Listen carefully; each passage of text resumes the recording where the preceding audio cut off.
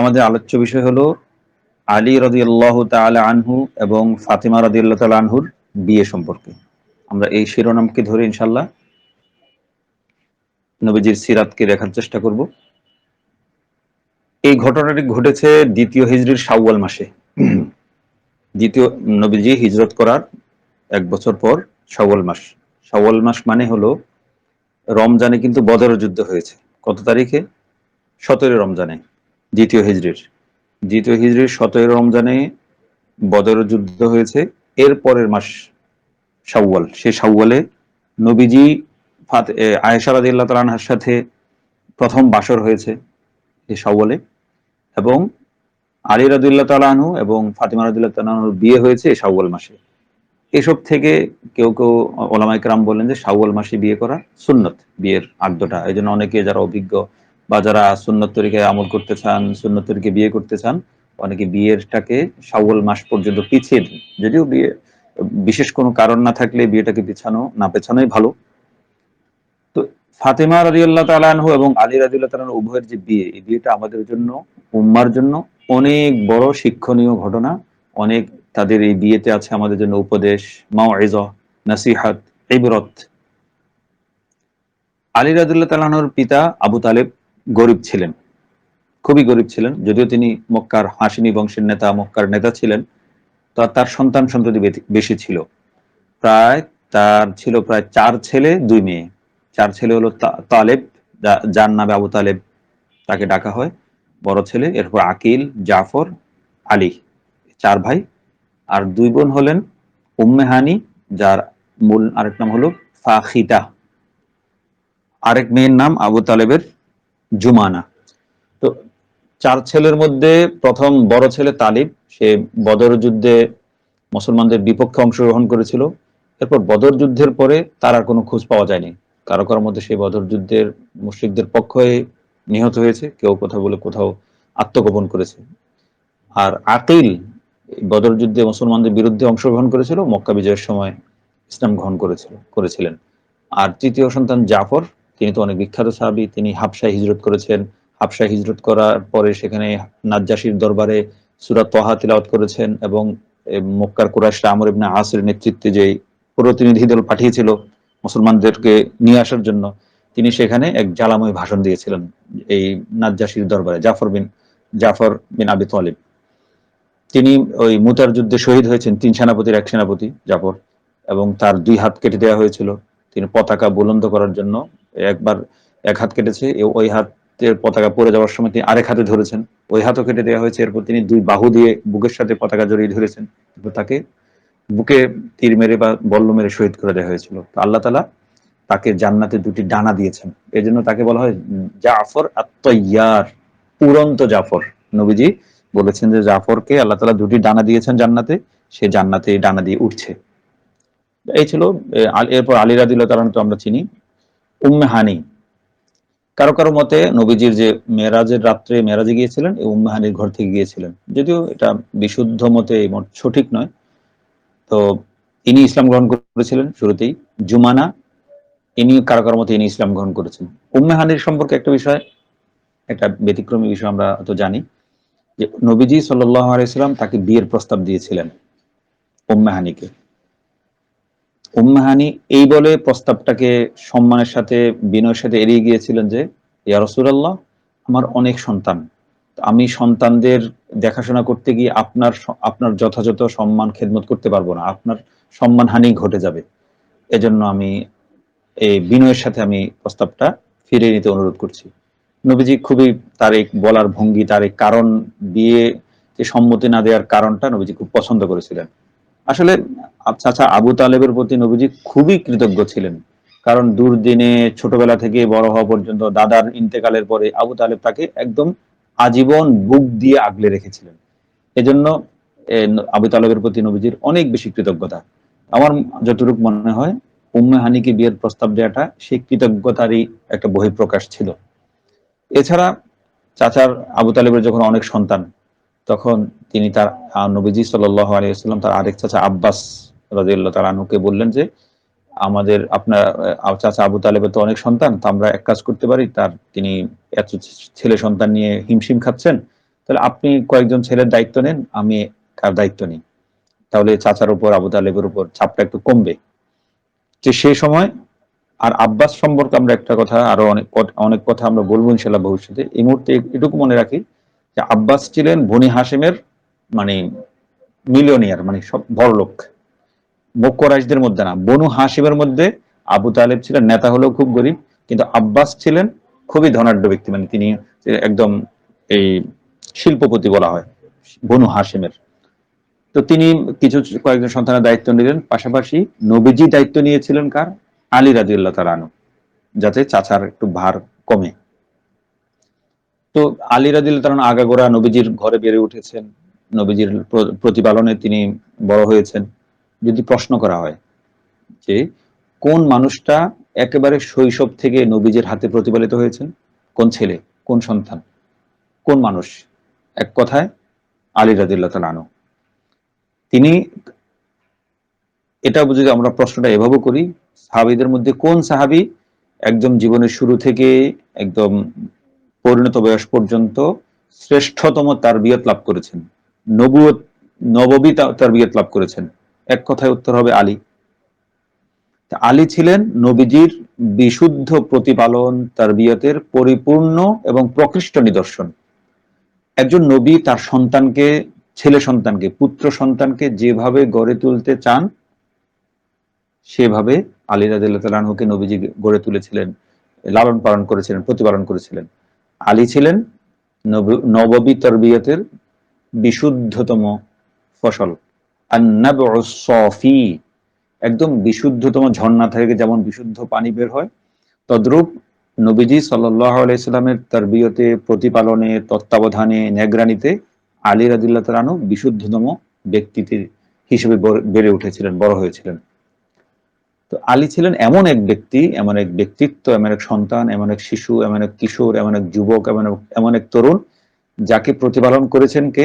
আকমালুন নাস, পূর্ণতম মানুষ, আফদলুন নাস, শ্রেষ্ঠতম মানুষ, আযমুন নাস, মহানতম মানুষ। এমন মানুষ যাকে প্রতিপালন করেছেন, তিনি কেমন হবেন? তো এসব দিক বিবেচনা আলী ছিলেন অনন্য বিবেচনার বৈশিষ্ট্যের অধিকারী। এমন দুর্লভ সৌভাগ্য আর কোন ছেলে সন্তান, পুত্র সন্তানের হয়নি, কোন ছেলের হয়নি মক্কা মদিনায়, যেমনটা আলী রাদিয়াল্লাহু তাআলা আনহুর হয়েছিল। এটা ছিল আলীর সংক্ষিপ্ত পরিচয়। আলী নবীজির ঘরে বেড়ে উঠেছেন, বড় হয়েছেন। তো বিয়ের আমরা আলীর জীবনী নিয়ে আলোচনা, আমরা আজকে আলোচ্য বিষয় আমরা ফাতিমার দুজনের বিয়ের কথাটাতে আমরা আলোকপাত করবো ইনশাল্লাহ। তো ঘটনার পরিপ্রেক্ষিতে মনে হয় যে আলী রাদিয়াল্লাহু তাআলা আনহু ফাতিমা রাদিয়াল্লাহু তাআলা আনহুকে বিয়ে করতে আগ্রহী ছিলেন, ইচ্ছুক ছিলেন। তিনি মনে মনে ইচ্ছা পোষণ করতেন যে তিনি ফাতিমাকে বিয়ে করবেন, নবীজির কাছে ফাতিমাকে বিয়ের প্রস্তাব দিবেন, এমন একটা চিন্তা তার মনে মনে ছিল। একটা ঘটনার প্রেক্ষিতে মনে হয় যে একদিন তার এক আজাদকৃত দাসী বা তার কোনো চাচার বা বংশের কোনো আত্মীয়া, মহিলা নিকট আত্মীয় এসে বলল আলী রাদিয়াল্লাহু তাআলা আনহুকে, আপনি কি জানেন যে ফাতিমা, রাসূলুল্লাহর কাছে ফাতিমাকে বিয়ের প্রস্তাব দেওয়া হয়েছে, ফাতিমাকে বিয়ে করার জন্য বিভিন্ন দিক থেকে প্রস্তাব আসছে। তো এই আলীকে এই কথা বলা থেকে প্রমাণ করে যে তার নিকট আত্মীয়রাও জানতো যে আলী ফাতিমাকে বিয়ে করার প্রস্তাব দিবেন বা বিয়ে করতে চান, বিয়ে করতে ইচ্ছুক। ফাতিমার কাছে, আলীর কাছে এই সংবাদটা বা এইভাবে এই ভঙ্গিতে উপস্থাপন করা, পেশ করার অর্থ এটাই বোঝা যায়। আলী রাদিয়াল্লাহু তাআলা আনহু উত্তরে, সেই মহিলার উত্তরে, আত্মীয় মহিলার উত্তরে বললেন, হ্যাঁ ব্যাপারটা আমি শুনেছি, আমি জানি, বিষয়টা আমার কানে এসেছে। তখন সেই মহিলা, আত্মীয় মহিলা, আরবিতে আবারটা হলো মাউলাতুন লি, আমার এক মাওলাত। মাওলাত বলা হয় আজাদকৃত দাসীকে মাওলা বলা হয়, অথবা চাচাতো বোন, আত্মীয় স্বজনদের মধ্যে কোনো বোন, নিকট আত্মীয়দেরকে বলা হয়। সেই মহিলার উত্তরে তিনি বললেন, হ্যাঁ বিষয়টা আমি জানি যে তার কাছে, নবীজির কাছে, রাসূলুল্লাহর কাছে সাল্লাল্লাহু আলাইহি সাল্লাম ফাতিমার বিয়ের প্রস্তাব আসছে। তো সেই নারী বললেন, তাহলে আপনি দ্রুত আপনিও প্রস্তাব নিয়ে যাচ্ছেন না কেন?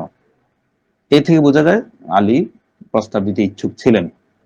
তো আলী বললেন যে প্রস্তাব যে দিব, কিসের বিনিময়ে প্রস্তাব দিব, আমার কাছে তো কিছুই নেই, মানে আমি তো খুবই গরিব। বাবা যেমন গরিব ছিলেন, আলী আবু তালিব, আলী রাদিয়াল্লাহু তাআলা গরিব ছিলেন, আজীবন গরিব ছিলেন তিনি।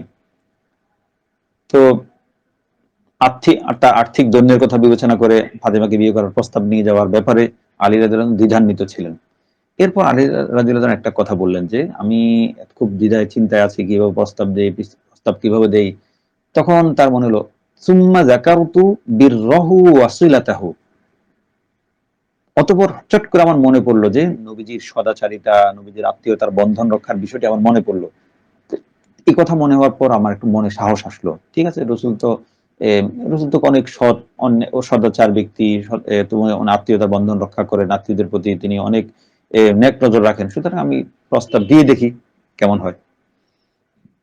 বিষয়টা অনেকটা এমন যে আমরা আমরা যারা সাধারণ মানুষ, আমাদের প্রত্যেকের জীবনে কিন্তু কিছু মানুষ এমন থাকে যে আমার জীবনে অনেক বড় তার অবদান। কিছু মুরুব্বি, কিছু পাড়ার লোক বা কিছু কোনো শিক্ষক বা কোনো আত্মীয় এমন থাকে, আমার বেড়ে ওঠায়, আমার গড়ে ওঠায় তার অবদান অপরিসীম। এবং ছাত্র জীবনে আমি তাদের বাড়িতে যাই গেছিলাম, সেই মহিলাটা আমাকে খুব আদর যত্ন করেছেন, সন্তানের মতো প্রতিপালন করেছেন, বা আমাকে বিনামূল্যে পড়িয়েছেন, বা আমার পড়ালেখার খরচ দিয়েছেন, বা আমার ব্যবসার পুঁজি দিয়েছেন। তো এই ধরনের অনেক কিছু, প্রত্যেকের জীবনে এমন কিছু মানুষ থাকেন যার অবদান কখনো ভোলার নয়। এবং এই ধরনের মানুষগুলো অনেক বড় মনের অধিকারী হন, ক্ষমাশীল হন, উদার হন, স্নেহপ্রবণ হন। বিপদে, দুর্দিনে, সংকটে যখন আমি আমার কোনো সমস্যায় পড়ি, চিন্তা করলে চট করে সবার আগে ওই মানুষটার কথা মনে পড়ে যে হ্যাঁ, ওই মানুষটার কাছে গেলে আমার একটা সমাধান হতে পারে। এবং চরম নিঃসঙ্গ অবস্থায়ও তার কথা মনে পড়ে যে হ্যাঁ, তার কাছে গেলে আমার একটা সমস্যা হবে। চরম দুর্দিনে যখন কেউ থাকে না, তখন তাকে, এমন ওই ব্যক্তিটাকে পরম আশ্রয়স্থল মনে হয়। এদের মধ্যে যারা আমাদের প্রতি অনেক বড় অবদান রাখেন, এদের কেউ কেউ এমনও আছেন যে যার সাথে আমি তার জায়গির বাড়ি থেকে, আমি ছাত্র জীবনে জায়গির ছিলাম, জায়গির থেকে আসার এই যে এসেছি আর যোগাযোগ করেনি, কিন্তু তারপরও আমার মনে হয় যে আমি এখন গেলে তিনি আমাকে সাদরে হাসি মুখে বরণ করবেন। দীর্ঘদিন তার সাথে আমি দুর্ব্যবহার করেছি, তিনি অনেক ওস্তাদ, অনেক শিক্ষক, প্রিয় শিক্ষক এমন আছেন, তিনি খবর পাঠিয়েছেন, আমি যাইনি। তিনি আমাকে নানাভাবে সাহায্য সহযোগিতা করতে চেয়েছেন, আমি খবর দেওয়ার পর আমি জানি তিনি অসুস্থ ছিলেন, আমি খবর দেওয়ার পরও যাইনি, এমন অনেক আছে। এত কিছুর পরও আমার মনে একটা দৃঢ় বিশ্বাস থাকে, আমি এখন এই মুহূর্তে তার কাছে হাজির হলে তিনি আমাকে ফিরিয়ে দেবেন না। আমি যতই দূরত্ব বজায় রাখি, তার কাছে যে কোনো সময় হাজির হতে আমার মনে কোনো দ্বিধা থাকে না। তার ঘরকে আমার আপন ঘর মনে হয়। আলী রাদিয়াল্লাহু তাআলার অবস্থাও ঠিক এমন। এমন মানে হুবহু তিনি তার ওই রসুলের সাথে কখনো দুর্ব্যবহার করেননি বা তার সাথে দূরত্ব বজায় রাখেননি, সবসময় সাথে ছিলেন। ওই যেটা বললাম, এমন কিছু ব্যক্তি থাকে যার কাছে যে কোনো আবেদন, যে কোনো আবদার নিয়ে যাওয়া যায়। তো নবীজি সাল্লাল্লাহু আলাইহি সাল্লাম তো পিতার মতোই ছিলেন আলী। আলী অনেকটা সন্তানের মতোই ছিলেন। তাকে সন্তানের মতোই তিনি লালন পালন করেছেন। তো নবীজির মহত্বের কথা ওই যেটা বললেন, সুম্মা যাকারতু বিররাহু ওয়া সিলাতাহু। নবীজির মহত্ব, নবীজির সদাচারিতা, নবীজির আত্মীয়দের প্রতি নবীজির আ- আন্তরিকতা, মনোযোগ, এসব কথা চিন্তা করে আলী রাদিয়াল্লাহু তাআলা দ্বিধা কাটিয়ে উঠলেন। তিনি সাহস করে চলে গেলেন নবীজির কাছে। তো ইতিমধ্যে কিন্তু নবীজির কাছে ফাতেমাকে রাদিয়াল্লাহু তাআলা আনহাকে বিয়ে করার বেশ কিছু প্রস্তাব এসেছে। তার মধ্যে বেশ জাবজেল প্রস্তাব দাতা ছিলেন। আবু বকর, ওমর রাদিয়াল্লাহু তাআলা আনহুর মতো ব্যক্তিরাও ফাতেমাকে বিয়ে করার প্রস্তাব পেশ করেছিলেন নবীজির কাছে।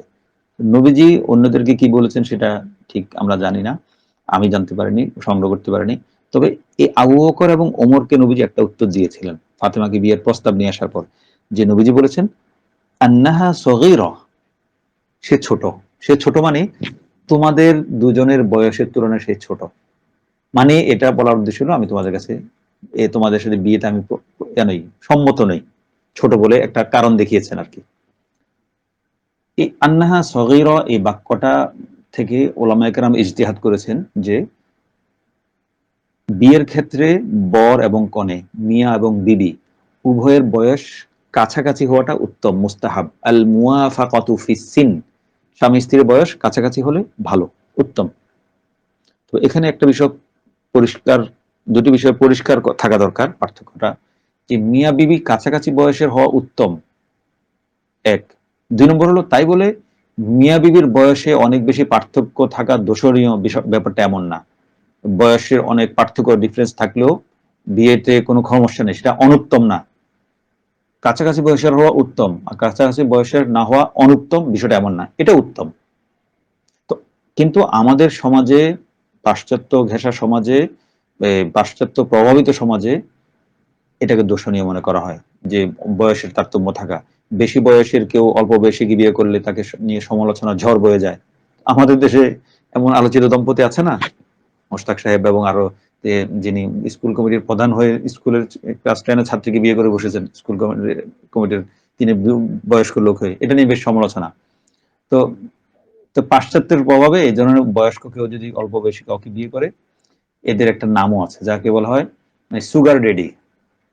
আর পাত্রী বেশি বয়সী হলে, এমন নমুনা আমাদের দেশে আছে, বেশ আলোচিত নারী টিকটকার, তাকে বলে সুগার মাম্মি। তো সুগার ডেডি সুগার মাম্মি আসলে এটা স্বামী স্ত্রীর জন্য না, মূলত এই শব্দ ফ্রেজের উদ্ভব হলো ইউরোপ আমেরিকা এমন কিছু বয়স্ক মাল্টি মিলিয়নিয়ার বিলিয়নিয়ার লোক থাকে বয়স্ক, তারা টাকার বিনিময়ে তরুণী বা অল্প বয়সী নারীদের সাথে মানে এক্সট্রা ম্যারিটাল রিলেশন, বিবাহ বহির্ভূত সম্পর্ক স্থাপন করে। এটাকে সুগার ডেডি মানে সে সুগার চিনি দেয়, মানে চিনি তাকে নারীকে টাকা পয়সা দিয়ে লেখাপড়ার খরচ যোগায়, আর সে ছাত্রী বা সে মেয়ে সে কিশোরী এর সাথে বয়স্ক ব্যক্তির সাথে বা সেই অল্প বয়সী ছেলেটা সে বেশি বয়সী নারীর সাথে সময় কাটায়। এটা এই একটা এটা এখান থেকে এটা তো খারাপ দৃষ্টি দেখা, অবশ্যই বিষয়টা খারাপ, বিয়ের বাইরে এমন সম্পর্ক রাখা। এখন এটা এই পরিভাষাটা ছড়িয়ে বিয়ে করলেও তাদেরকে সুগার ডেডি সুগার মাম্মি বলা হয়। এখান থেকে এই নিন্দনীয় বিষয়টা, নিন্দার সেন্সটা, অনুভূতিটা, বিয়ে করলেও সে খারাপ চোখে দেখা হয় বয়স্ক কেউ অল্প বয়সী কাউকে, অথচ এটা শরীয়ত সম্মত। পাত্রপাত্রী উভয় যদি সম্মতিক্রম বিয়ে করে, আমি বাগড়া দেবার কে? শরীয়ত যেটাকে বৈধ বলে সেটাকে আমি কটাক্ষ করার মানে হলো আমার ঈমান হারা হওয়া। শরীয়তের কোনো বিধানকে কটাক্ষ করা যাবে না। নবী যুগে, নবীজির সময়ে নবীজি খোদ নিজেই বয়সে বড় বা বয়সে অনেক ছোট নারীকে বিয়ে করেছেন, সাহাবায়ে কেরাম করেছেন, নবীজি করেছেন। তো আধুনিক সমাজের বিকৃতিটা মানে এমন পর্যায়ে পৌঁছেছে যে অল্প বয়সী কাউকে বিয়ে করলে বলে যে মেয়েকে বিয়ে করেছে, বা মেয়ের বয়সী কে বিয়ে করেছে। আবার মেয়ে অল্প বয়সী কেউ যদি বয়স্ক কাউকে বিয়ে করে বলে যে সে বাবাকে বিয়ে করেছে, বা বাবার বয়সীকে বিয়ে করেছে। বাবার বয়সী বিয়ে করেছে মানে কি? পুরুষকে বিয়ে করেছে, বা সে বয়সটা তো বিষয় না। এই বয়সের ডিফারেন্সের বিষয়টা পাশ্চাত্য মিডিয়া আর পাশ্চাত্য চিন্তার ফসল। ওরা এটা খারাপ চোখে দেখে, ওটাই ওই সুগার ডেডি সুগার মাম্মি, ওখান থেকে খারাপ দৃষ্টি দেখার বিষয়টা এসেছে। তো এই সব ধরনের সমালোচনা, যে বয়স্ক কোনো পুরুষ যদি কাউকে বিয়ে করে, কোনো অল্প বয়সী নারীকে বিয়ে করে, এটার যারা সমালোচনা করে না, এটা এই দলে সাধারণত যুবক শ্রেণী, যারা বিয়ে করতে পারেনি, টাকা পয়সা নেই, ফকির মিসকিন, এরাই সমালোচনা করে। কারণ হিংসা, ইস আমরা পারলাম না, ওই বুড়া বুড়া ডেন্ডুটা বিয়ে করে ফেললো, মানে এই সেন্স থেকে অনেকে সমালোচনা করেন। কি করবে, আঙ্গুর ফল টকের মতো করা, তার এখন দাঁত পেটে কিল মেরে বসে থাকে। আর বৃদ্ধরা কেন এই সমালোচনা করে? কোনো বৃদ্ধ লোক যদি অল্প বয়সী নারীকে বয়স করে সমালোচনা করে, কারণ তারা নিজের অক্ষমতার ঢাকতে মুখ দিয়ে সেটাকে গালিগালাজ করে সেটা আক্রোশটা মেটায়। এ হলো অবস্থা, শরীয়ত সম্মত বিষয়টা। হ্যাঁ, হ্যাঁ, কাছাকাছি বয়সের হলে উত্তম, ভালো। কিন্তু এখন সে কাছাকাছি বয়সের যে জন্য বিয়ে করবে, এই বৃদ্ধ লোকটা, মুশতাক সাহেবের কথা, সে যদি তার বয়সে একটা বিয়ে করে, তার কি লাভ? তার তার যে জন্য বিয়ে করবে সেটার চাহিদা যদি পূর্ণ না হয়, বৃদ্ধা যে নারীকে বিয়ে করবে সে 3 দিন বাতের ব্যথায় শুয়ে থাকবে, আরেকদিন ডায়াবেটিসের জন্য কাত হয়ে থাকবে, আরেকদিন চোখের ব্যথা অন্ধ হয়ে থাকবে। তো এই পুরুষটা বিয়ে করবে, এই বয়স্ক পুরুষটা বিয়ে করে লাভ কি হলো? তো এটা সমালোচনার বিষয় না। যদি দুজন সম্মত থাকে, দুইজন যদি সম্মত থাকে, শরীয়ত সেটাকে বৈধতা দিয়েছে। আমার সেখানে হিংসা বিদ্বেষ, তাদেরকে নিয়ে ট্রল করার, তাদেরকে নিয়ে সমালোচনা করার আমার কি প্রয়োজন? এখানে একটা গল্প আছে না, যে ওই ছেলে, বুড়ো বাবা বিয়ে করে ছেলেকে বিয়ে করায় না।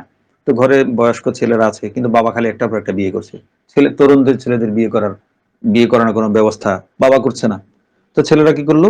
বুদ্ধি করে ওই মসজিদের খতিব সাহেবকে হাদিয়া তোফা দিয়ে বললো যে হুজুর, আপনি একটু ছেলে বিয়ের বয়স হলে ছেলেকে বিয়ে করানো বাবা মার গুরুত্বপূর্ণ দায়িত্ব, এটা এই বিষয়ে আপনি একটু বয়ান করবেন।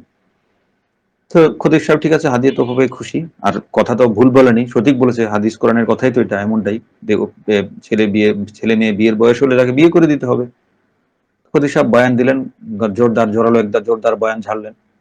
তো বয়ান যখন ঝাড়ছেন, বয়ান শেষের দিকে ছেলেরা উকি ঝুঁকি মেরে দেখছে বাবা কি করে। হায় হায়, মাথায় হাত, বাবা তো ঝিমুচ্ছে, মানে তার মানে বাবা বয়ান শোনেনি। বাবা নিচের দিকে তাকিয়ে বসে, ছেলেদের আর হাদিয়া তোফা দেওয়া সব মাঠে মারা গেল। তো বাবাও বুড়া শেয়ানা, সে তো ওইসব ক্লাস পাস করে এসেছে। বাবা তখন জীবনের ভাব করে মিটি মিটি মনে মনে হেসে হেসে চিন্তা করছে, ঠিক আছে বিয়ের যখন বয়স বয়ান করলো, তাহলে আরেকটা বিয়ে কিভাবে করা যায়, এই চিন্তা নিয়ে ব্যস্ত বাবা। তো নবীজি সাল্লাল্লাহু আলাইহি সাল্লাম তার চেয়ে বয়সে বড় কাকে বিয়ে করেছেন? খাদিজাকে বিয়ে করেছেন। তার চেয়ে বয়সে অনেক ছোট কাকে বিয়ে করেছেন? আয়েশাকে বিয়ে করেছেন রাদিয়াল্লাহু তাআলা আনহুম আজমাইন। এটা গেল নবীজির বিষয়। আমরা আরেকটা বিষয় দেখি, ওমর রাদিয়াল্লাহু তাআলা আনহু এবং আলী রাদিয়াল্লাহু তাআলা আনহু। ওমর না আলী, কে বড়? কে বড়টা, বয়সে বড় কে? ওমর রাদিয়াল্লাহু তাআলা নিঃসন্দেহে বড়। আমরা কিন্তু এটাও জানি যে ওমর রাদিয়াল্লাহু তাআলা আনহু আলী রাদিয়াল্লাহু তাআলা আনহুর এক মেয়েকে বিয়ে করেছিলেন, উম্মে কুলসুম। আলী রাদিয়াল্লাহু তাআলা আনহুর কয় ছেলে?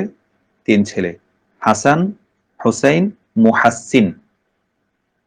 এরপর জয়নব, উম্মে কুলসুম, 3 ছেলে 2 মেয়ে। কার? আলী রাদিয়াল্লাহু তাআলা এবং ফাতেমা দম্পতির এই 5 ছেলে। সবার ছোট কে ছিলেন? উম্মে কুলসুম। মানে সবশেষে সবার ছোট সন্তান হলো মুহাসসিন। হাসান, হুসাইন, জয়নব, উম্মে কুলসুম, মুহাসসিন, এই চার, এই তারতিব, এই ধারাবাহিকতার সন্তান। তো উম্মে কুলসুমকে ওমর রাদিয়াল্লাহু তাআলা বিয়ে করেছিলেন। ফাতিমা আলীর সন্তান। আমরা তো চিনি শুধু কাকে? হাসান হোসেনকে চিনি। বাকি 3 জনের কথা, বাকিদের কথা আমরা তো অত আলোচনা আসে না বলে আমরা জানি না। ওমর রাদিয়াল্লাহু তাআলা আনহু এবং উম্মে কুলসুম বিনতে আলী এন্ড ফাতেমা, দুজনের বয়সের পার্থক্য কত, দূরত্ব কত ছিল? 49 বছর। ওমর রাদিয়াল্লাহু তাআলা আনহু উম্মে কুলসুম বিনতে আলীর থেকে 49 বছরের বড় ছিলেন। বিয়ে হয়েছে, কেউ এটা সমালোচনার দৃষ্টিতে দেখেনি। বাবাই আলী রাদিয়াল্লাহু তাআলা তার মেয়েকে বিয়ে দিয়েছেন। কেন বিয়ে দিয়েছে আমরা পরে আলোচনা আসবে ইনশাআল্লাহ। তো ইসলামী প্রকৃত ইসলাম যেখানে আছে, ইসলামী সমাজে বিয়েটা খুবই সহজ ছিল। বিয়েতে এখনকার মতো এত বাধা বিঘ্নতা ছিল না, এত রসম রেওয়াজ ছিল না, বিজাতীয় সংস্কৃতি ছিল না। এসব বিজাতীয় সংস্কৃতির করাল থাবায় মুসলমানদের বিয়েটা অনেক কঠিন, জটিল এবং সংকটময় হয়ে গেছে। বিয়ে করা মানে হলো বিশাল ঝক্কি ঝামেলার বিষয়। এমনকি স্বামী মারা গেলে স্ত্রী আবার বিয়ে করাটাকে কোথাও খারাপ চোখে দেখে, তালাক প্রাপ্তা নারীকে খারাপ চোখে দেখায়, তাকে বিয়ে করাটা খারাপ চোখে দেখে। দ্বিতীয় বিয়েকে তো রীতিমতো কুফর শিরকের চেয়েও বেশি ঘৃণার পর্যায়ে নামিয়ে আনা হয়েছে। এবং মানে এই হলো অবস্থা। স্বামীর বয়স, স্ত্রীর বয়স নিয়ে কটাক্ষ করা হয়। তো এইভাবে বিয়ের বিভিন্ন সাইড, পার্শ্ব বিষয়গুলো নিয়ে সমালোচনা করতে করতে বিয়ের মতো সব অত্যন্ত হালাল একটা এবাদতের পরিধিকে সংকুচিত করে ফেলা হয়েছে। আর হালালকে যদি রুদ্ধ করা হয়, অবরুদ্ধ করা হয়, অবধারিতভাবে হারামের দরজা খুলে যায়। বাস্তবে তাই হয়েছে। এখন বিয়ে করাটা কঠিন, কিন্তু হারাম কাজ করা সহজ। কারণ হলো আমরা বিয়েকে কঠিন করে ফেলছি। যাক, আমরা আলীর কাছে ফিরে আসি রাদিয়াল্লাহু আনহু। আলী আশায় বুক বেঁধে নবীজির দরবারে হাজির হয়ে গেলেন। তো তখন আলী নবীজি সম্পর্কে একবার একটা বলেছিলেন, একটা কথা আছে, ওয়াকুন্না নাহাবুহু, আমরা নবীজিকে মানে সমীহ করতাম, ভয় পেতাম। ফামা ইন জালাস্তু ইলাইহি, এই বিয়ের প্রস্তাব দিতে গিয়ে বললেন আর কি, আমরা তার সামনে গিয়ে জড়সড় হয়ে যেতাম, সংকুচিত হয়ে যেতাম, ভয়ে, সম্ভ্রমে, সমীহে। ফামা ইন জালাস্তু ইলাইহি হাত্তা উলজিমতু, আমি প্রস্তাব নিয়ে নবীজির কাছে গিয়ে বসতে না বসতে আমার মুখে যেন লাগাম পড়ে গেছে। আমি মুখ খুলতেই পারছিলাম না ভয়, মানে আমি কিছু বলতেই পারছিলাম না, এমন অবস্থা হয়ে গেছে। নবীজি বসে আছেন এক কোনায় চুপচাপ। নবীজি খেয়াল করলেন, সন্তানের মতো আলী। নবীজি বললেন, আলাকা হাজা, আলী তোমার কোনো প্রয়োজন আছে? আলী কিছু বলতে পারলেন না। নবীজি আবার জিজ্ঞাসা করলেন, আলাকা হাজা ইয়া আলী, আলী তোমার কোনো প্রয়োজন আছে? মুখ খুলতে, হাতটা উলজিমতু, মানে মুখ খুলতে গিয়ে মানে লাগাম পড়ে গেছে যেন, বলতে পারছে। এভাবে 3বার প্রশ্ন করলেন নবীজি সাল্লাল্লাহু আলাইহি সাল্লাম। 3বার পরও নবীজি আলী রাদিয়াল্লাহু আনহু কোনো উত্তর দিতে পারলেন না। তখন নবীজি বললেন, মুস্কি এসে বললেন, লাআল্লাকা জিতা তাখতুবু ফাতিমা, সম্ভবত তুমি ফাতিমাকে বিয়ের প্রস্তাব নিয়ে এসেছো। নাম ইয়া রাসূলুল্লাহ, জি। এতক্ষণে জামাই বাবা যে মুখ খুলেছে। তো নবীজি বিচক্ষণ, আলীর হাবভাব দেখে বুঝে গিয়েছেন যে আলী কেন এসেছে। তো নবীজি বললেন, ঠিক আছে ভালো, ফাহাল ইনদাকা মিন শাই, তোমার কাছে মানে বিয়ে যে করবে এজন্য, বিয়ের ইয়ার জন্য বিনিময় হিসেবে কোনো কিছু আছে? আলী রাদিয়াল্লাহু বললেন, ওয়াল্লাহি মা ইনদি শাই ইয়া রাসূলুল্লাহ, ইয়া রাসূলুল্লাহ আমার কাছে আল্লাহর কসম কোনো কিছুই নেই বিয়ে করার জন্য। তো নবীজি তখন বললেন, ফাআইনা দিরউকাল হুতামিয়া, তোমার কাছে যে হুতামি যে বর্ম বা ঢালটা আছে সেটা কোথায়? আলী বললেন, এই তো হাজা, হাজা, এই তো আমার কাছে আছে। তো ঢালটা, সেই হুতামি দিরআ, যেটা ঢাল বা বর্ম, সেটার মূল্য ছিল মাত্র 4 দিরহাম, এখনকার হিসেবে 1900 টাকা বা 2000 টাকা। তখন হিসাবকে অনেকে হিসাব করেছেন, সে মাত্র ছিল সর্বোচ্চ 4 দিরহাম। তো আলী কল্পনাও করতে পারেননি যে এত অল্প মূল্যের একটা বর্ম দিয়ে তিনি ফাতেমার মতো একটা রাজকন্যাকে বিয়ে করতে পারবেন, সেটাকে রাজকন্যাকে বিয়ে করার মোহরানা হিসেবে দিতে পারবেন। নবীজি বললেন, ঠিক আছে, কদ যাওয়াজতুকা ইয়াহা বিহাযিহি দার, আমি এই ঢালের বিনিময়ে তোমার কাছে আমি ফাতেমাকে বিয়ে দিয়ে দিলাম। সুবহানাল্লাহ। দোয়াটা পড়ি, বিয়ের দোয়া। বারাকাল্লাহু লাকা ওয়া বারাকা আলাইকা ওয়া জামাআ বাইনাকুমা ফি খাইরিন। এটা বিয়ের দোয়া। বিয়ে সম্পন্ন হওয়ার পরে এই দোয়াটা পড়ে, বারাকাল্লাহু লাকা, আল্লাহ তোমাকে বরকত দান করুন, ওয়া বারাকা আলাইকা, তোমার উপর বরকত বর্ষণ করুন, ওয়া জামাআ বাইনাকুমা ফি খাইরিন, এবং তোমাদের দুজনকে আল্লাহ কল্যাণের ভিতরে একত্রিত রাখুন, কল্যাণের মধ্যে রাখুন। আমিন। আল্লাহ তাআলা আমরা আমরা যারা বিয়ে করেছি বা বিয়ে করব, সবাইকে আল্লাহ তাআলা এই দোয়ার উপযুক্ত পাত্র বানিয়ে দিন। আমিন। বিয়ে হয়ে গেছে, এখন অলিমার আয়োজন করতে হবে, বিবিকে তুলে আনতে হবে ঘরে, বিয়ের আনুষ্ঠানিকতা সম্পন্ন করতে হবে। এসব করতে গিয়ে আলীর জীবনে এক বিপর্যয় নেমে এসেছে। বিপর্যয় মানে, এই বিপর্যয়টা যেমনটা দুঃখের তেমন মজার। কেমন সেটা? যে কষ্ট এবং আনন্দ, হাসি এবং মজার এবং দুঃখের জুটা। আলী রাদিয়াল্লাহু তাআলা আনহু বিয়ের স্মৃতিচারণ করতে গিয়ে বলেছেন যে, আতানি রাসূলুল্লাহ সাল্লাল্লাহু আলাইহি ওয়াসাল্লাম শারিফান মিন গনাইমি বদর, আল্লাহ রসুল আমাকে বদরের গনিমত থেকে একটি শারিফ দান করেছেন। শারিফ মানে হলো বয়স্ক উটনি, এটা ছিল একটা উটনি। তারপর খুমুস থেকে আমাকে আরেকটি শারিফ বয়স্ক উটনি দিয়েছিলেন। আলী গরিব ছিলেন, ফকির ছিলেন, ফকির সাহাবীদের একজন ছিলেন, এই জন্য তাকে খুমুস থেকে ভাগ দেওয়া হয়েছে। খুমুস কি? খুমুস বলা হয় গনিমতের পঞ্চমাংশ। গনিমত কি? কাফেরদের বিরুদ্ধে, মুশরিকদের বিরুদ্ধে, ইসলামের শত্রুদের বিরুদ্ধে জিহাদ করতে গিয়ে তাদেরকে পরাজিত করার পর তাদের দেশ থেকে, তাদের এলাকা থেকে, তাদের ছাউনি থেকে যে সম্পদ, অস্ত্র শস্ত্র লাভ হয়, সেটাকে গনিমত বলা হয়। আর যুদ্ধ করতে গিয়ে, লড়াই করা ছাড়া যে শত্রুর কাছ থেকে যে সম্পদ লাভ হয়, সেটাকে বলা হয় ফাই। ফাইয়া হামজা, ফাই উন। আর যুদ্ধ করে যে অস্ত্র শস্ত্র টাকা পয়সা লাভ হয়, সেটাকে গনিমত বলা হয়। তো এই গনিমতকে 5 ভাগ করে 5 ভাগের 1 ভাগ, এটা কার জন্য? সূরা আনফালের 41তম আয়াতে আল্লাহ তাআলা, 10 পারার প্রথম আয়াত, ওয়া আলামু বিসমিল্লাহির রহমানির রহিম, ওয়া আলামু আন্নামা গনিমতুম মিন শাইইন ফাআন্না লিল্লাহি খুমুসাহু ওয়া লির-রাসূল ওয়া লিযিল কুরবা, যে খুমুস গনিমতের সম্পদের 1/5 কার জন্য? আল্লাহর জন্য, রাসূলের জন্য এবং তার নিকটাত্মীয় এদের জন্য। এক এক পঞ্চমাংশ। আর বাকি চতুর্থাংশ, 5 ভাগের 4 ভাগ, যারা জিহাদে অংশগ্রহণ করেছে মুজাহিদদের মাঝে বন্টন করে দেওয়া হয়। তো খুমুস কে কে পাবে? আল্লাহ এবং তার রসুলের জন্য, রসুলের কাছে যাবে। তো রসুল, আল্লাহ এবং রসুল যদি না থাকেন, ইন্তেকাল করলে এটা যাবে খলিফার কাছে। খলিফা উম্মার স্বার্থে এই সম্পদ ব্যয় করবেন। এই খুমুসের ভাগ আল্লাহ রসুল মালিক হবেন। তো এটা যাবে কোন দিকে? আহলে বাইতের নিকট আত্মীয়, যেমন বনু হাশিম, বনু মুত্তালিব, এদেরকে নবীজি এদের মাঝে বন্টন করতেন। গরিব যারা ছিল, এতিমদের মধ্যে মিসকিন, তাদেরকে, ইবনুস সাবিল, মুসাফির, তাদেরকে আল্লাহ নবীজি সাল্লাল্লাহু আলাইহি সাল্লাম তার ভাগে যে খুমুস জমা হতো, সেটা থেকে এদেরকে দান করতেন।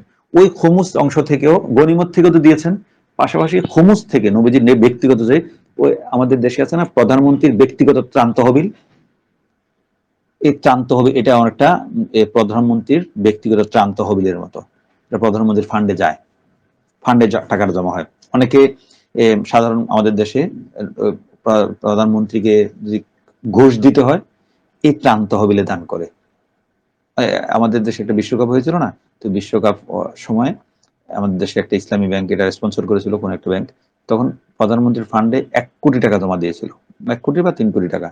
এটা অনেকটা ঘুষের মতো আর কি, যাতে প্রধানমন্ত্রী খুশি থাকে, কিন্তু লাভ হয়নি, ব্যাংকের মালিককে তো ফাঁসিতে ঝুলিয়েছে। যাক, তো খুমুস, এটা হলো আমাদের খুমুস। শিয়া যারা আছে তাদের একটা খুমুস আছে, তাদের খুমুস আর একটু বিস্তৃত। শিয়ারা খুমুস বলে কি, গনিমতের মাল যেমন খুমুস আছে তদ্রুপ, সাধারণ যারা শিয়া তাদের আয়, তাদের ব্যবসা বাণিজ্য, তাদের কৃষি, খনিজ দ্রব্য থেকেও আয়ের 1/5 ইমাম, যাদের মধ্যে ইমাম, এখন যে আয়াতুল্লাহ খোমেনি, খোমেনির ফান্ডে বা ইমামের ফান্ডে জমা হয়, সেটা ইমাম যে খাতে ব্যয় করে, এটা শিয়াদের খুমুস। এখনো সারা বিশ্বের শিয়াদের যারা সক্রিয় শিয়া তারা নিজের আয়ের 1/5 দেয়। এই যে ইরান সারা বিশ্বে যে এইভাবে echo of Islam, newsletter, নানা পত্র পত্রিকা, নানা দেশে দাবাত দেয়, ডেলিগেশন পাঠায়, ইত্যাদি ইত্যাদি করে, হুসিদেরকে সাহায্য করে, হিজবুল্লাহকে সাহায্য করে, এই টাকা কোথায় পায়? এই খুমুস থেকে। সারা বিশ্বের শিয়াদের খুমুসের একটা বিশাল একটা অর্থ ইরানের কাছে গিয়ে জমা হয়। সেই টাকা দিয়ে আমাদের আহলে সুন্নাতের উপর ওরা বোমা মারে। এখন এটা তো গনিমত। সরকারি সম্পদকে আবার গনিমত মনে করে বক্ষণ করা যাবে না। যেমন হলো না ওই আগস্টে গণভবনে প্রবেশ করে হাঁস, মোরগ, বিশাল আকারের রুই, কাতলা, পাঙ্গাস নিয়ে এক একজন কাঁধে করে করে যাচ্ছে। আরেকজন তো ওখানে ঢুকে আর কি করবে না করবে, মাশাল্লাহ ওই ভাই কদিন ধরে খায়নি। ওই গণভবনের একদম পুরা রান্নাঘর থেকে বিশাল মোরগের রান হা করে খাচ্ছে, ভিডিওতে যেভাবে দেখা গেছে, মনে জীবনে লোক মোরগের রান খায়নি। আরেকজন তো খাটের উপর শুয়ে আছে, আর কখন শুতে পারে না পারে। আরেকজন কান্দে করে একটা বিশাল রাজহাঁস ঘাত ঘাত করে ডাকছে, ও হাঁস নিয়ে গেট দিয়ে বেরোচ্ছে। গনিমত। তো এইসব গনিমত, এটা এভাবে করা, সরকারি জিনিসকে নিজের মনে করে নিয়ে যাওয়া উচিত না। গনিমত কেমন? গনিমত হলো একটা বিশুদ্ধতম হালাল সম্পদ। স্ত্রী যেমন স্বামীর জন্য বিশুদ্ধতম হালাল, বৃষ্টির পানি যেমন বিশুদ্ধতম হালাল, গনিমতের সম্পদটাও ঠিক এমন বিশুদ্ধতম হালাল। একটা প্রশ্ন করতে পারি যে এমন হতে পারে আমাদের মধ্যে এখন যারা আমরা আমাদের এই সিরাতের মোজাকারা আছি, কারো কি গনিমতের মাল ভোগ করার সৌভাগ্য হয়েছিল? এটা কিন্তু অনেক বড় সৌভাগ্যের বিষয়। যাক, প্রশ্নটা রইল। তো গনিমত হলো অনেক বড় একটা বরকতের জিনিস। তো যাদের যদি কারো সৌভাগ্য হয়ে থাকে গনিমতের মাল ভক্ষণ করার, আল্লাহ তাআলা তো অনেক বড় সৌভাগ্য দান করেছেন। আল্লাহ তাআলা আমাদের সবাইকে গনিমতের মাল, গনিমতের সম্পদ ভোগ করা তৌফিক দান করুন, আমিন। গনিমতের মাল সম্পদ ভোগ করতে হলে কি করতে হবে এটা তো জানাই আছে।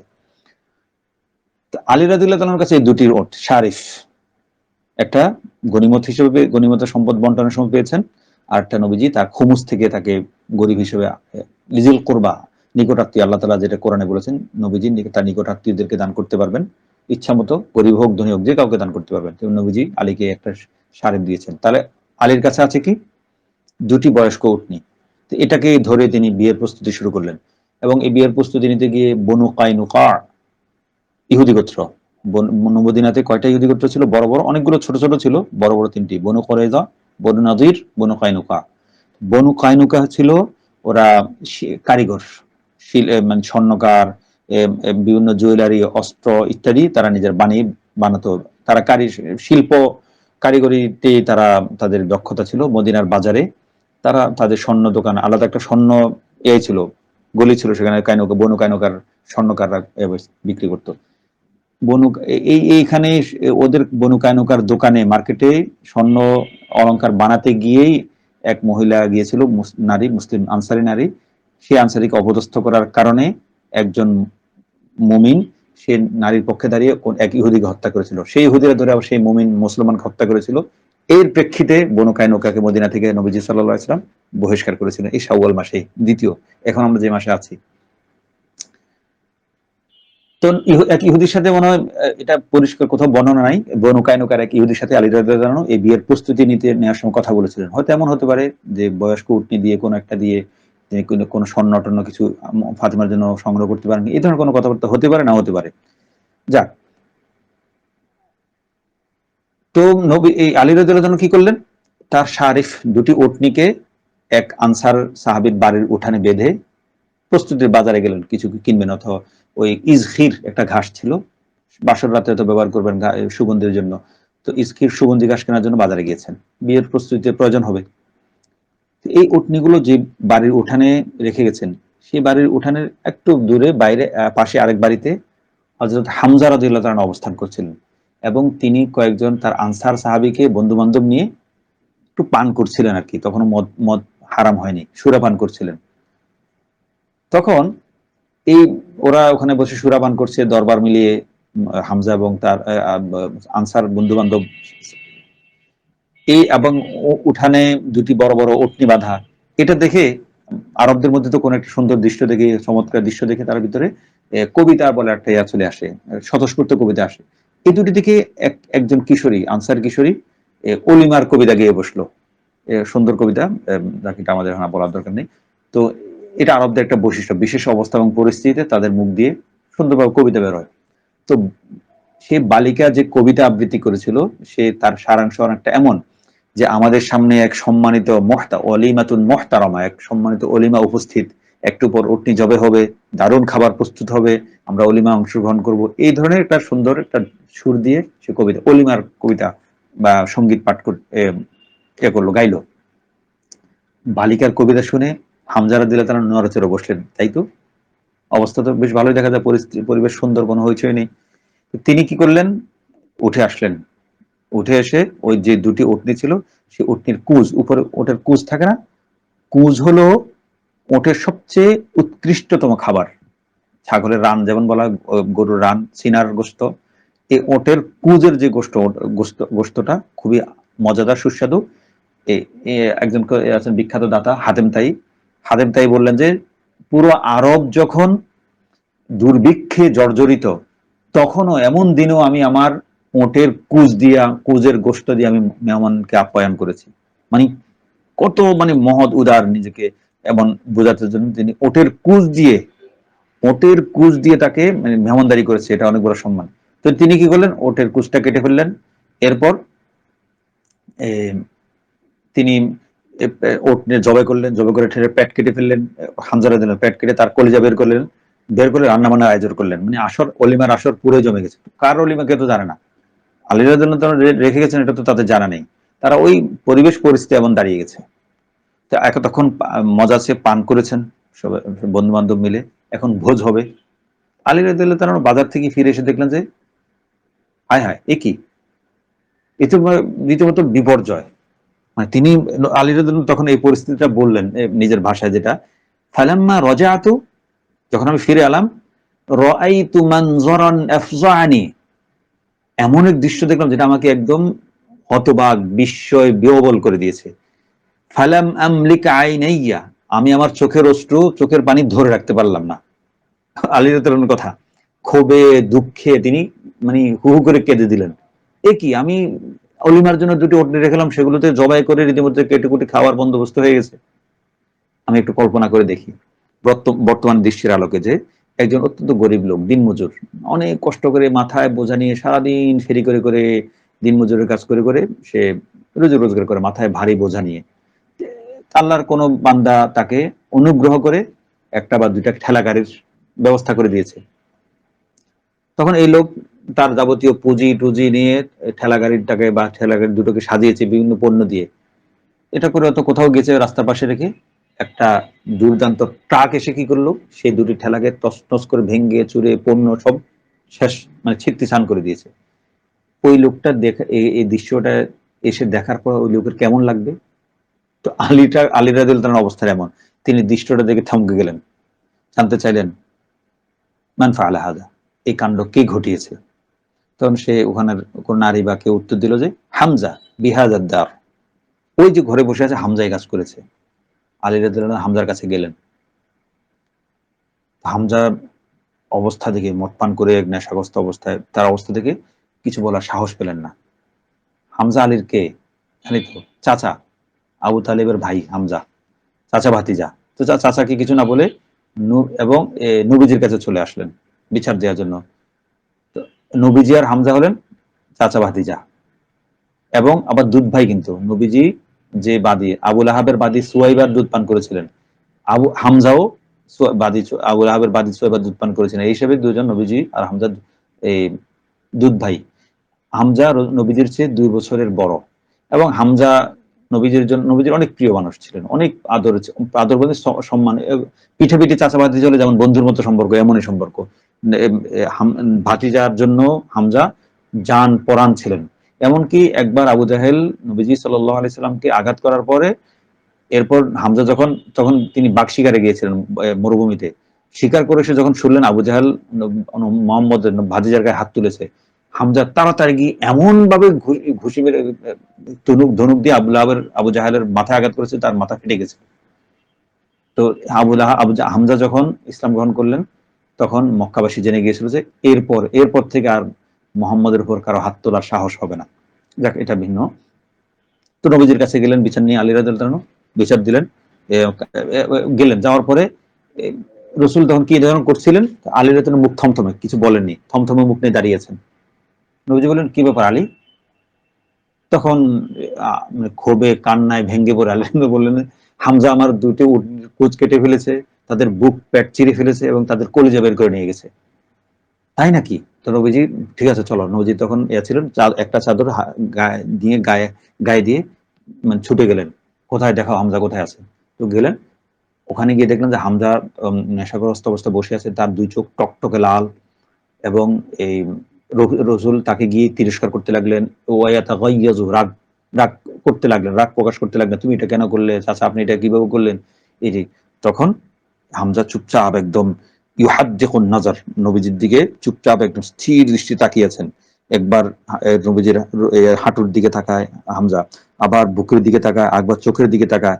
মানে নবীজি যখন তাকে বকাবকি করছেন, এভাবে কিছুক্ষণ তাকিয়ে থাকার পর হামজা বলল, এরপর মুখ খুললো, হাল আনতুম ইল্লা আবিদু আবি, তোমরা দুজন আমার বাবার গোলাম ছাড়া কিছু নয়, মানে আব্দুল মুত্তালিব। তো নবীজি এই কথা শুনে বুঝতে পারলেন যে আসলে হামজা এখন আর ঠিক অবস্থায় নাই। ছোট মানে কথাটা তো ঠিক আছে, আবিদ মানে আব্দুল মুত্তালিবের সন্তান, তো ঠিক আছে, নবীজি আব্দুল মুত্তালিবের সন্তান। তো তোমরা আমার বাবার গোলাম ছাড়া কিছু নও। তো নবীজি বুঝতে পারলেন হামজা স্বাভাবিক অবস্থায় নেই। তিনি পিছিয়ে আসলেন। রজা আল কহকরা মানে হলো, আমরা কোনো একটা দিকে, সামনের দিকে স্থির দৃষ্টিতে তাকিয়ে থেকে আস্তে আস্তে পিছু হটা। তাকানো ঠিক আছে, তাকাই আছে, এই পিছু হটা। নবী এভাবে পিছু আসলেন, পিছু হটে এসে ঘোষণা দিলেন যে লা বুদ্দা লিল উরসি মিন ওলিমা, জামাইয়ের সম্মানে অলিমার আয়োজন করতেই হবে যেভাবে হোক। তো এরপরে কি হামজার সাথে কি হয়েছে না সেরপর কোথাও কোনো বর্ণনা নেই। আর কি হবে এরপর, অত ঠিক হওয়ার পরে হামজা নবীজির কাছে ক্ষমা চেয়েছেন। মদ পান তো আর হারাম হয়নি, আর চাচা ভাতিজার ওট কেটে ফেলেছে, বিষয়টা দুঃখে এবং মজারও। নবীজি যখন ঘোষণা দিলেন যে জামাইয়ের সম্মানে অলিমার আয়োজন হবে, তখন সাদ বিন মুআজ, আনসারদের নেতা, তিনি বললেন, আমি একটা দুম্বা দিব। অন্যরা বললো যে আমি এটা দিব, আমি ওটা দিব। এভাবে মোটামুটি অলিমার আয়োজন হয়ে গেল। তো নবীজির আদরের কন্যা, সবচেয়ে প্রিয় কন্যা, তার বিয়ের সম্পন্ন হলো, অলিমা হলো। এরপর মেয়ে বিদায়ের পালা। তো নবীজি ফাতেমাকে বিদায় দেওয়ার সময়, স্বামীর বাড়িতে পাঠানোর সময় কয়েকটা বিষয় দিয়েছিলেন। একটা সাদা পশমি চাদর, ছোট্ট খমিল দিয়েছেন, এক। 2 নম্বর, একটা চামড়ার বিছানা দিয়েছেন, যে চামড়ার বিছানার ভিতরে লেপ আছে না, আমাদের লেপ রজাই, সেই বিছানার চামড়ার দুই পাটলা চামড়া, ভিতরে খেজুর পাতার আঁশ, যেমন আমাদের দেশে জাজিম রোজায় নারকেল তেলের ছোঁচা দিয়ে বানায় না, এরকমই খেজুর পাতার আঁশ দিয়ে ভর্তি একটা চামড়ার বিছানা দিয়েছেন। এরপর একটা চামড়ার বালিশ, যে বালিশের ভিতরে কি ছিল, আমাদের দেশে তো শিমুল তুলা দেই, বা ওই গার্মেন্টসের ছুটা কাপড়ের ইয়াদি তুলা দিই। এই বালিশটা ছিল ইজফির ঘাস, সুগন্ধযুক্ত ঘাস এবং খেজুর পাতার আঁশ দিয়ে ভর্তি, যা শুলে যাতে একটু সুগন্ধ লাগে এমন। আর 4 নম্বরে দিয়েছেন একটা পানির মস্ক, পানি খাবার বা পানি রাখার পাত্র বা থলে। 5 নম্বরে একটা শিলা বা চাক্কি, ওই যে জাতা আছে না দানা পেশার জন্য, একটা চাক্কি দিয়েছেন। 6 নম্বরে একটা তামার পাত্র দিয়েছেন, একটা মাটির কলস দিয়েছেন, এছাড়া একটু টুকটাক কাপড় চোপড়, এই সাধারণ অতি নগণ্য বিষয়গুলো দিয়ে, যেহেতু মা নেই, খাদিজা নেই, নবীজি মেয়ের মা, মেয়ের বাবা দুটাই, তো নবীজি এইটুকু গুলো মেয়েকে বিদায় করলেন। এই ফাতিমা ছিলেন নবীজির সবচেয়ে প্রিয় কন্যা, কলিজার টুকরা। কেমন কলিজার টুকরা? আয়েশা রাদিয়াল্লাহু তাআলা আনহু বলেছেন ফাতিমা রাদিয়াল্লাহু তাআলা সম্পর্কে, মা রাআইতু আহাদান কানা আশবাহা কালামান ওয়া হাদিসান মিন ফাতিমা বিরাসূলিল্লাহি সাল্লাল্লাহু আলাইহি ওয়াসাল্লাম। আমি কথাবার্তায়, আলাপ আলোচনায়, ওঠা বসায় রসুলের সাথে সাদৃশ্য রাখে এমন ফাতিমার চেয়ে বেশি আর কাউকে পাইনি। কেমন নবীজি ফাতিমাকে কেমন গুরুত্ব দিতেন? আয়েশা, আম্মাজান আয়েশার কথা, ওয়াকানাত ইযা দাখালাত আলাইহি, যখনই ফাতিমা নবীজির কাছে নবীজির সাথে সাক্ষাৎ করতে আসতেন, রাহাবা বিহা, নবীজি ফাতিমাকে সম্ভাষণ জানাতেন, ওয়াকামা ইলাইহা, এবং তার সম্মানে দাঁড়িয়ে যেতেন, ফাআখাযা বিয়াদিহা, এবং তার হাত ধরতেন, ফাকাব্বালাহা, এবং নবীজি ফাতিমাকে চুমু দিতেন, ওয়া আজলাসাহা ফি মাজলিসিহি, এবং তাকে টেনে এনে নিজের মজলিসে, নিজের আসনের পাশে যেখানে বসতেন ঠিক সেখানে বসাতেন। আরেক বর্ণনা আছে আম্মাজানের কথা, মা রাআইতু আহাদান কানা আশবাহা সামতান ওয়া হাদিয়ান ওয়া দাল্লান, নবীজির সাথে সাদৃশ্য রাখে কথায়, আচরণে, আখলাকে, আদবে ফাতিমা চেয়ে এমন বিষয় আর আমি আর কাউকে পাইনি। তো যখনই এই এমন ছিল, ফাতিমাকে নবীজি এভাবে এতটা আদর করতেন, এত গুরুত্ব দিতেন। আর ফাতেমা তো ছিলেন কি, আন্না ফাতিমাতা সাইয়্যিদাতু নিসাই আহলিল জান্নাহ, সাইয়্যিদাতু নিসাইল মুমিনিন, জান্নাতে মুমিন নারীদের সর্দারনি হলেন ফাতেমা। আর তার ছেলে 2 সন্তান, ওয়া আন্নাল হাসান আল হুসাইনা সাইয়্যিদা শাবাবি আহলিল জান্নাহ, জান্নাতের যুবক শ্রেণীদের নেতা। তো এই ছিল ফাতেমার সম্মান, মর্যাদা। তো বিয়ে শেষ, সবকিছু অলিমা হয়ে গেল, ফাতিমাকেও স্বামীর বাড়িতে পাঠিয়ে দিয়েছেন। এর ফাঁকে নবীজি আলীকে বললেন, আলী, আমি আসার আগে তুমি ফাতেমার সাথে সাক্ষাৎ করতে যেও না, আমি আসার পর যেও। তো ঠিক আছে, নবীজি কাজটা সেরে আসলেন, আসার পরে আলীকে নিয়ে আসলেন ঘরে, উজু করলেন। উজু করার পর যে অবশিষ্ট পানি আছে না, সে পানিটা আফরাগা আলা আলী, আলীর উপর সেই পানিটা ছিটিয়ে দিলেন। এরপর দুজনের জন্য দোয়া করলেন, আল্লাহুম্মা বারিক লাহুমা, দুজনকে বরকত দান করুন, ওয়া বারিক ফিহিমা, তাদের মধ্যে বরকত দান করুন, ওয়া বারিক ফি নাসলিহিমা, তাদের বংশধরের মধ্যে বরকত দান করুন। তো যেটা বললাম, আলী রাদিয়াল্লাহু তাআলা এবং ফাতিমার কয় সন্তান? 5 সন্তান, হাসান, হোসাইন, জায়নাব, উম্মে কুলসুম, মুহাসসিন। মুহাসসিন একদম শৈশবে ইন্তেকাল করেছিলেন। আর হাসান হোসেন তো আমরা জানি, জয়নাব, তিনি জয়নাব কারবালার যুদ্ধের পরে তিনি জীবিত ছিলেন এবং তাকে দামেস্কে নিয়ে যাওয়া হয়েছিল অন্যান্য নবী পরিবারের অন্য সদস্যদের সাথে, জীবিত সদস্যদের সাথে, এবং ইয়াজিদের দরবারে তিনি জ্বালাময়ী ভাষণ দিয়েছিলেন। এই জয়নাব বিনতে আলী, তিনি তার এই ভাষণটা, ইয়াজিদের দরবারে ভাষণটা ইতিহাসে বিখ্যাত। এখন উম্মে কুলসুম, তার বংশ আছে। ওমর রাদিয়াল্লাহু তাআলার ঘরে তার একটা হয়েছিল, এই একটা ছেলে জায়েদ নামে একটা সন্তান জন্ম হয়েছিল উম্মে কুলসুমের ঘরে। এছাড়া উম্মে কুলসুম যিনি আছেন, তাকে নিয়ে আমরা পরে আলোচনা আসছি। তো হাসান হোসেন সম্পর্কে নবীজি কি বলেছেন? হুমা রাইহানাতায়া মিনাদ দুনিয়া, তারা দুনিয়াতে আমার 2 রায়হান, আমার 2 সুগন্ধি, আমার 2 ডানা, এদের সম্পর্কে বলেছেন। তো হাসান যখন হয়েছেন, আলী রাদিয়াল্লাহু তাআলা তার নাম রাখতে চেয়েছিলেন হারব। নবীজি বললেন, হারব না রেখে হাসান রাখো। এরপর হোসেন যখন জন্ম হলেন, তখন তার নাম রাখতে চেয়েছিলেন হারব। নবীজি বললেন, তার নাম হোসেন রাখো। এরপর যখন মুহাসসিন হলো, তখনও হারব রাখতে চেয়েছেন আলী। নবীজি বললেন, তার নাম তুমি মুহাসসিন রাখো। কারো কারো বর্ণনা মতে নবীজি তার নাম আব্দুল্লাহ বা জাফর রেখেছিলেন। তো উম্মে কুলসুমকে বিয়ে করেছিলেন কে? ওমর রাদিয়াল্লাহু তাআলা। এই বিয়ে করার কারণ হলো, তিনি চেয়েছিলেন রসুলের সাথে তার বংশগত এবং বৈবাহিক উভয় ধরনের সম্পর্কটা স্থাপন হোক, এটা ওমর রাদিয়াল্লাহু ইচ্ছা ছিল। এই জন্যই নবীজির সাথে বৈবাহিক সম্পর্ক, সিহের সম্পর্কে হাফসার মাধ্যমে, ওমর রাদিয়াল্লাহু তাআলার কন্যা মেয়ে হাফসা নবীজির স্ত্রী, এটা হলো বৈবাহিক সম্পর্ক। আর হলো নসব, বংশের সম্পর্ক, ওমর থেকে যেন নবীজির বংশধর বের হয়। তো সেই জন্য উম্মে কুলসুম বিনতে আলীকে বিয়ে করেছিলেন, যাতে ফাতেমার কন্যা উম্মে কুলসুম যাতে একটা নসবের দ্বারা হয়।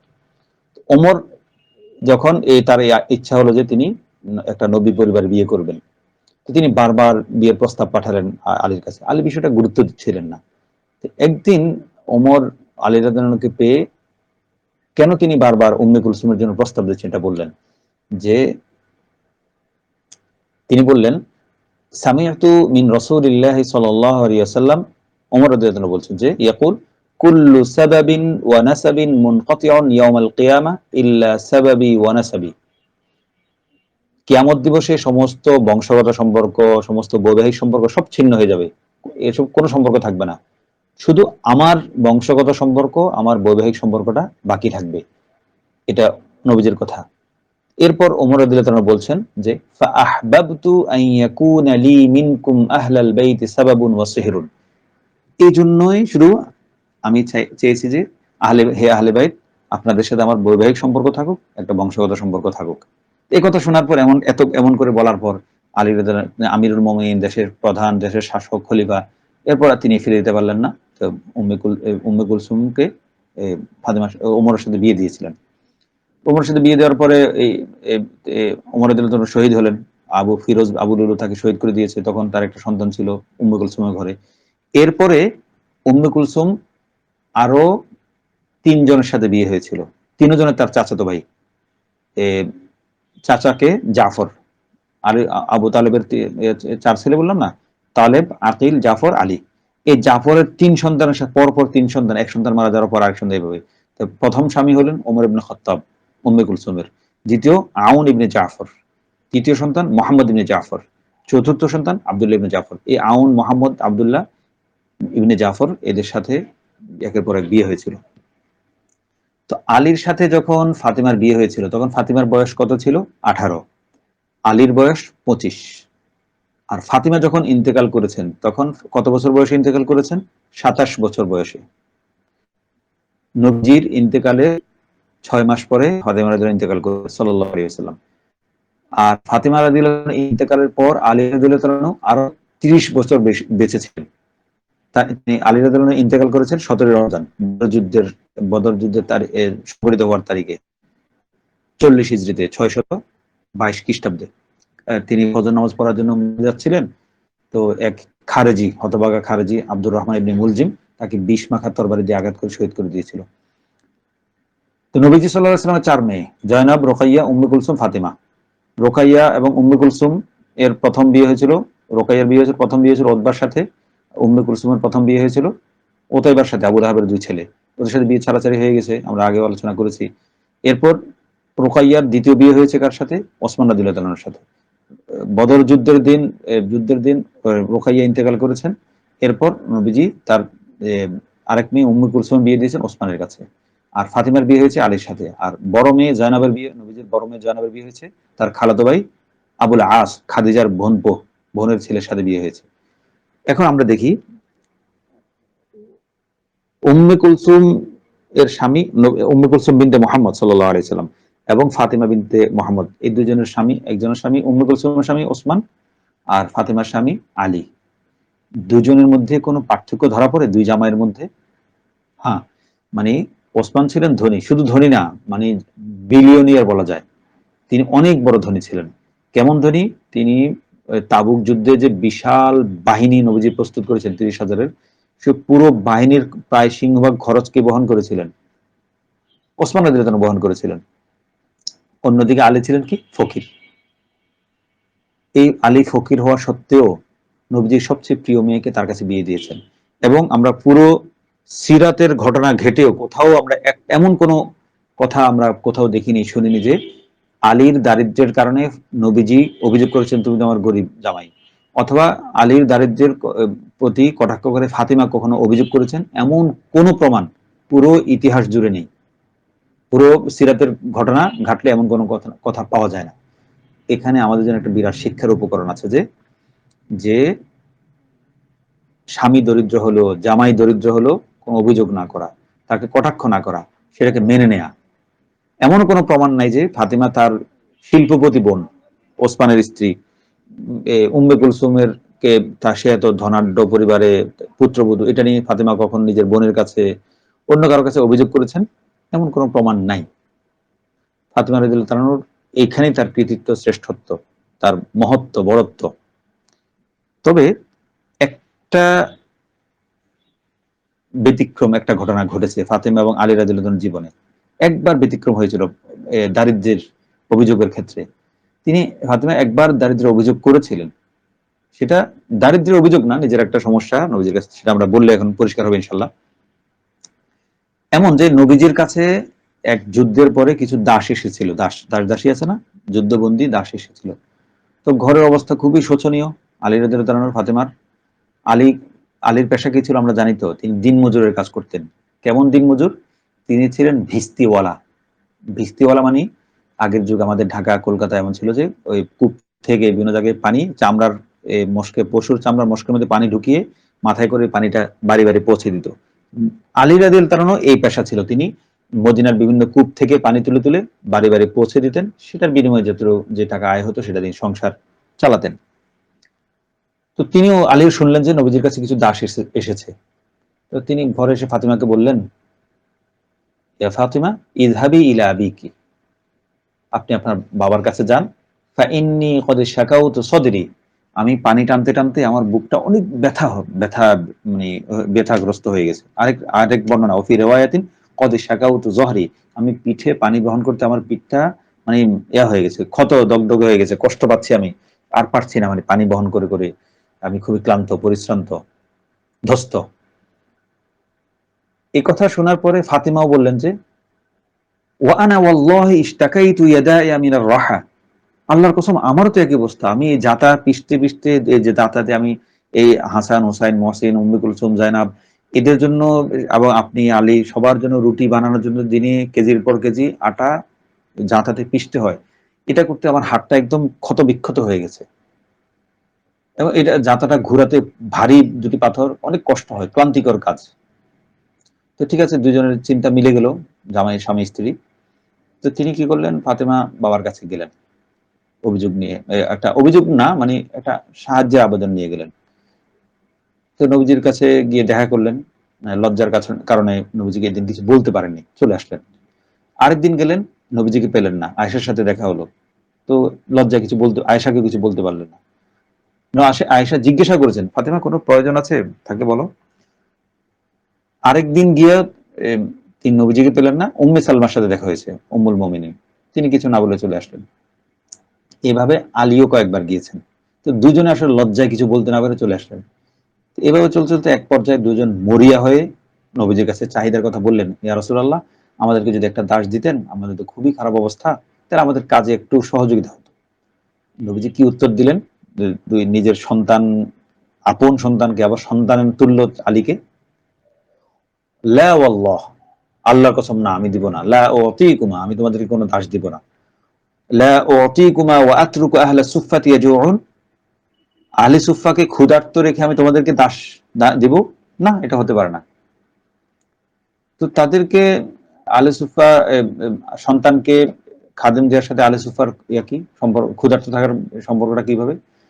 আহলে সুফফা কারা সেটা আমরা জানি। সুফফা মানে হলো একটা ছায়াদার জায়গা, ছায়া ঘেরা জায়গা, সামিয়ানা ঘেরা জায়গা, মসজিদে নববীর এক পাশে যারা মুহাজির সাহাবী বিভিন্ন জায়গা থেকে আসতেন, গরিব, মদিনায় কোনো বাড়িতে তাদের জায়গা হয়নি, খাবার দাবার থাকে না, বাড়িঘর নেই, এদেরকে নবীজি এই মসজিদে নববীর এই একটা কম্পার্টমেন্টে, কম্পাউন্ডে ছোট্ট একটা জায়গায় তাদেরকে থাকার জায়গা করে দিতেন, এখানে তারা থাকতো। থাকা কোনো দিক থেকে সাহায্য আসলে খেত, নাহলে সারাদিন এবাদত বন্দেগী, জিকির, আজকার, জিহাদ ইত্যাদি নিয়ে তারা মশগুল থাকতেন। এখন এই আসহাবে সুফফাকে ক্ষুধার্ত রেখে আমি তোমাদেরকে দাস দেবেন, এই আসহাবে নবীজি কোনো দিক থেকে খাবার আসলে নিজে খেতেন, এই আসহাবে সুফফার মাঝে বিলিয়ে দিতেন।